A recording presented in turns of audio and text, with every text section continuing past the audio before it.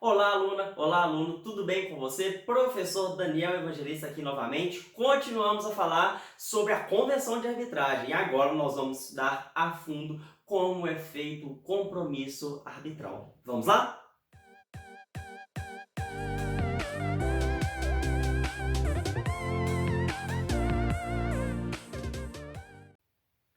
Pessoal, é o seguinte, nós já conversamos aqui sobre a convenção de arbitragem, que é a forma através da qual nós instituímos a arbitragem. E uma das espécies da convenção de arbitragem é o compromisso arbitral, que surge quando você já tem um litígio e quer se vincular à arbitragem. Tá? Então, a partir de agora, nós vamos falar sobre o compromisso arbitral, que é a forma através da qual as partes que estão em um conflito decidem solucionar esse conflito através da arbitragem. Tranquilo? O compromisso arbitral está previsto no artigo 9º da Lei de Arbitragem. Lá fala que o compromisso arbitral é a convenção através da qual as partes submetem um litígio à arbitragem de uma ou mais pessoas, podendo ser judicial ou extrajudicial. Ou seja, aqui falou exatamente aquilo que eu disse, o artigo disse o que eu disse. Na verdade, eu disse o que o artigo disse, né? Já que o artigo veio antes de mim. O artigo fala que a convenção, o compromisso arbitral é a forma através da qual você submete um litígio à arbitragem. E essa forma pode ser tanto judicial quanto extrajudicial. Vamos ver então a diferença entre essas duas formas, começando pelo compromisso judicial, já que é o primeiro parágrafo desse artigo. O parágrafo 1º do artigo 9º fala que o compromisso arbitral judicial celebrar-se-á por termo nos autos, perante o juízo ou tribunal onde tem curso a demanda. Ou seja, as partes elas têm que redigir um termo com a assinatura delas para que você tenha ali a efetividade desse compromisso. Você está se comprometendo a solucionar aquele seu litígio por meio da arbitragem. E isso é feito através de um termo nos próprios autos. Iniciou um processo judicial e está demorando ali 5 anos para você ter a tramitação, quer resolver isso mais rápido? Vá para a arbitragem. Parece até um anúncio de televisão, não é mesmo? Mas é assim que você pode fazer. Através de um termo nos próprios autos, você remete o seu processo, sai ali do judiciário e vai para a arbitragem quando você quiser. Tranquilo? E nós temos também o compromisso extrajudicial. Lá no parágrafo 2º da Lei de Arbitragem fala que o compromisso arbitral extrajudicial será celebrado por escrito particular, lembra disso, tá? Assinado também por 2 testemunhas, ou se não tiverem as 2 testemunhas, necessariamente por instrumento público. Tá vendo que ele é um contrato solene, formal? Tem forma específica. Para você fazer o compromisso arbitral, você precisa de um documento particular com 2 testemunhas ou ser feito através de instrumento público. Lembrando, reconhecimento de firma não é instrumento público.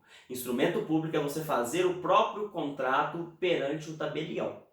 Assinatura com reconhecimento de firma é simplesmente reconhecimento de firma. Isso não é instrumento público em local nenhum, tá? Que fique claro, então, para você fazer o seu compromisso extrajudicial é necessário a assinatura de 2 testemunhas ou que seja feito através de instrumento público. Tranquilo? E, Daniel, quais que são os elementos? Como que eu faço isso? Como que eu vou fazer esse compromisso? Muito simples. Nós temos elementos obrigatórios e elementos facultativos. É um contrato, tá? Você está redigindo um contrato, é muito simples. E esse contrato que você estará redigindo, ele tem que conter essas características de forma obrigatória. Quais são elas? O artigo 10 fala que constará obrigatoriamente do compromisso arbitral o nome, a profissão, estado civil e domicílio das partes. O que é isso? Qualificação das partes. As partes precisam ser qualificadas e não só elas. Lembra que na arbitragem são as partes que escolhem o árbitro? Pois é. No inciso 2 fala que tem que constar o nome, a profissão e domicílio do árbitro ou dos árbitros se for mais de um. Ou seja, qualificação dos árbitros. Ou, se for o caso, a identificação da entidade a qual as partes delegam a indicação dos árbitros. O que é isso? Essa é a nossa arbitragem institucional. Lembra que nós fizemos a distinção entre a arbitragem ad hoc e a arbitragem institucional? Pois é, se a arbitragem ela é ad hoc, as partes já têm que indicar o árbitro. Se ela é uma arbitragem institucional, pode ser feito se elas fizerem a indicação simplesmente da Câmara Arbitral para a Câmara Arbitral indicar o árbitro. Além disso, inciso 3, a matéria que será objeto da arbitragem. Por quê? Porque aqui nós temos que a arbitragem ela vai julgar apenas a matéria que foi submetida a essa forma de solução de conflitos. Significa que qualquer outra matéria decidida pela arbitragem, além dessa que foi definida pelas partes, vai ser passível de nulidade. A sentença arbitral ela não pode decidir além dessa matéria. Por isso que é muito importante a indicação da matéria no compromisso arbitral. Inciso 4. O lugar em que será proferida a sentença arbitral. Pensa. Por que nós precisamos indicar o local em que vai ser proferida a sentença? Não é o local onde vai acontecer a arbitragem, é o local onde vai ser proferida a sentença. Pensa por quê? Talvez você tenha acertado. Lembra que eu falei aqui já que a sentença arbitral ela faz coisa julgada, ela é considerada um título executivo judicial? E que se a parte ela descumpre essa sentença, nós temos que iniciar um cumprimento de sentença? Onde esse cumprimento de sentença vai acontecer? Exatamente, lá no local onde foi proferida a sentença arbitral. Por isso que é importante lá no seu compromisso você indicar onde vai ser proferida a sentença, pouco importando onde aconteceu a arbitragem. O que importa é o local onde ela foi proferida. A sentença proferida em Belo Horizonte leva o cumprimento a acontecer na comarca de Belo Horizonte. A sentença proferida em Manaus leva ao cumprimento a acontecer, ser desenrolado na cidade de Manaus. Essa é a importância. Por isso que nós indicamos o local. Tranquilo? Em síntese, nós qualificamos as partes, os árbitros, indicamos a matéria que vai ser solucionada e o local onde vai ser proferida a sentença. Isso é obrigatório. Agora nós temos faculdades. As partes elas podem indicar alguns elementos, se elas quiserem. Isso não é obrigatório do compromisso arbitral. Quais são esses elementos? Está constando lá no artigo 11 da Lei de Arbitragem. Olha só. Poderá ainda o compromisso arbitral conter elementos facultativos, tá? Poderá. O local ou locais onde se desenvolverá a arbitragem. Perceba a diferença. Aqui é onde a arbitragem se desenvolve, pois o local onde a sentença é proferida é obrigatório. Tá? Inciso 2. A autorização para que o árbitro ou os árbitros julguem por equidade. Lembra da arbitragem de direito ou por equidade?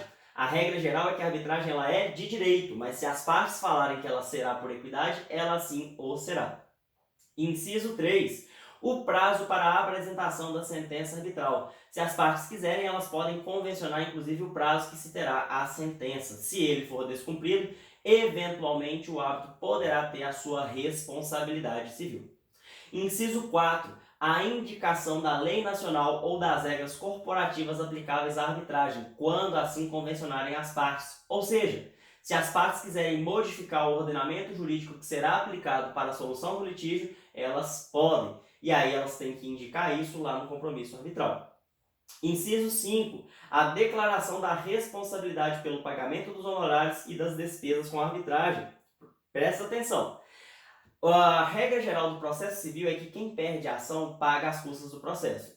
E aqui está falando com a gente, na verdade, que as partes podem decidir quem vai arcar com os custos da arbitragem. E, inclusive, há quem defenda até mesmo a possibilidade de financiamento de terceiro, uma terceira parte, custear a solução do litígio de outra, se ela sim tiver algum tipo de interesse. A ideia é que esse pagamento, tanto dos honorários quanto das despesas, podem ser convencionados pelas partes, tá? Claro que se não for, a sentença condena o vencido a fazer o pagamento dos honorários do árbitro. Mas as partes podem convencionar como vai acontecer o pagamento desses honorários e das despesas com a arbitragem. No inciso 6, podem inclusive constar lá a fixação dos honorários do árbitro ou dos árbitros. E aí o parágrafo único fala que, fixando as partes os honorários do árbitro ou dos árbitros no compromisso arbitral, este constituirá título executivo extrajudicial para fins de execução dos honorários, tá? Não havendo tal estipulação, o árbitro requererá ao órgão do Poder Judiciário, que seria competente para julgar originalmente a causa, que os fixe por sentença. Ou seja, se as partes convencionam no compromisso arbitral qual é o honorário do árbitro, esse compromisso vale como título executivo extrajudicial para o árbitro, para ele executar, se ele não recebeu, é claro. Se as partes não falaram quanto que o árbitro vai receber, o árbitro tem a possibilidade de ajuizar uma ação pedindo que se fixe o valor dos seus honorários. E essa ação ela deve ser ajuizada no foro que seria competente para analisar aquela demanda se ela fosse judicializada.